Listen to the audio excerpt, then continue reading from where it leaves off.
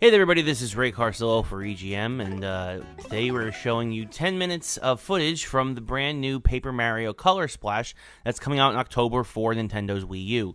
We had a chance at San Diego ComicCon this year to take a look at the game and have a Nintendo representative walk us through one of the never-before-seen levels called the Dark Bloo Inn. As you saw there as the video started up, it's got an overworld map similar to what you saw in Sticker Star.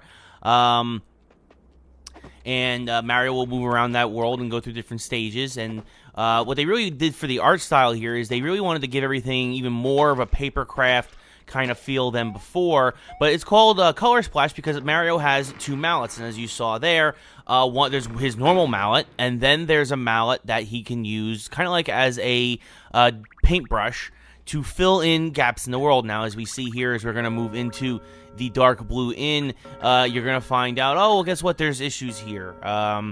Mario is going to have to figure out why the inn has become haunted, and it's going to be up to him to solve a series of puzzles here and maybe do some combat, and we'll take a look at all of that over the next 10 minutes as he tries to obviously advance in the game and find what he needs. What I think is interesting here is the dialogue.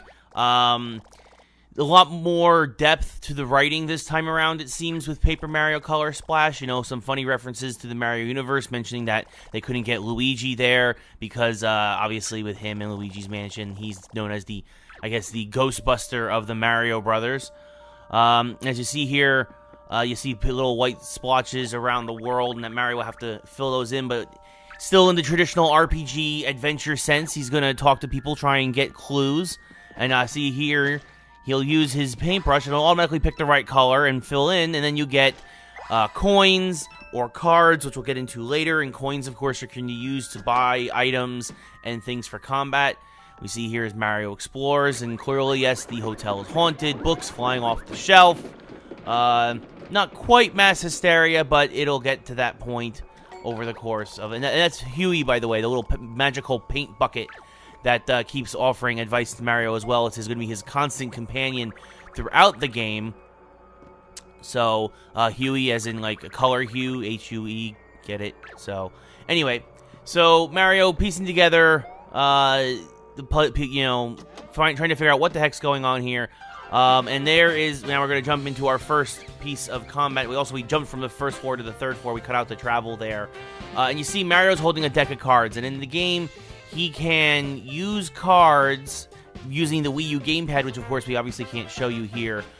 Using the Wii U gamepad, he can select different cards with different items or enemies or things on them. Some of them are more traditional, like boots, which allow Mario to jump.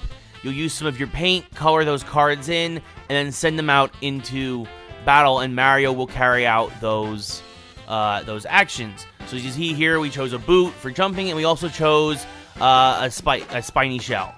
So Mario will use the first one, will jump, and then when you have enemy cards, what is interesting is you can actually call on the enemy as a buddy, kind of like as a companion from previous Paper Mario RPG games, and they will stay next to you and continue to attack until they themselves are hit. Of course, that was a very easy combat scenario, so the Scaredy Rats also stood no chance. Another thing that makes it very RPG-like is you see those little cardboard mallets that Mario is picking up. Now, for the demo, he was already maxed out, but those are what you collect in order to expand Mario's paint reservoir. Right now, his max is 260. We also got a chance to play a demo where he had max 300, but for this demo, the leveling up was turned off. So as we see here, we're going to jump around again. This time we're going to go inside, and again, oh, look, a Toad who has a plain white book that has no words in it. So, of course, Mario is going to use his mallet to paint that in and solve one of the easier puzzles of this level.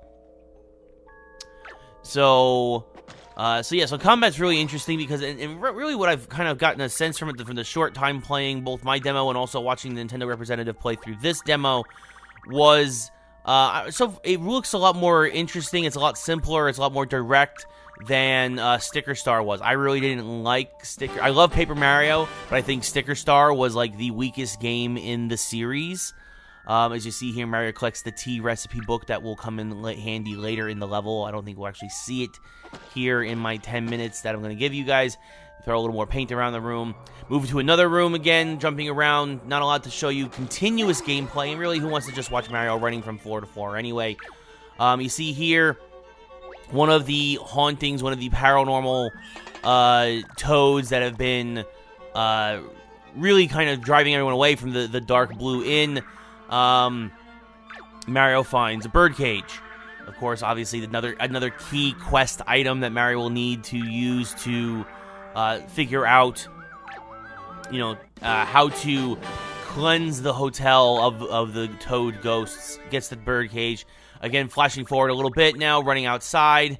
Mario's talking to another toad. He has the birdcage in hand. And as Huey, of course, mentions, yes, a birdcage will probably help with the bird. But it's not just any bird that is going to show up. It's actually a red Paracoopa. Why he so willingly jumped in the cage, which he barely even fits in, I don't know, but that's part of the fun and humor of Paper Mario. So now you have this key item. You've got the caged bird. That's another thing, too. By hitting certain things in the environment, you'll usually, with your regular mallet, you can get paint from them. And if it's like multiple, if it's a color like orange, which is made up of red and yellow, you'll get red and yellow paint for your 3 primary hues. And you see here, this is Mario just moving around the world. This is something that we've been cutting out of most of the video up to this point, just to kind of speed things along. But here, he'll run back in, room 303. And there's still the Toad Ghost. Mario has a sort of a red bird. And obviously, now this first Ghost Toad has been exorcised. And as we find out little things, is the paratrooper, of course, clearly from, like, Brooklyn, maybe. I ain't no stinking Boyd.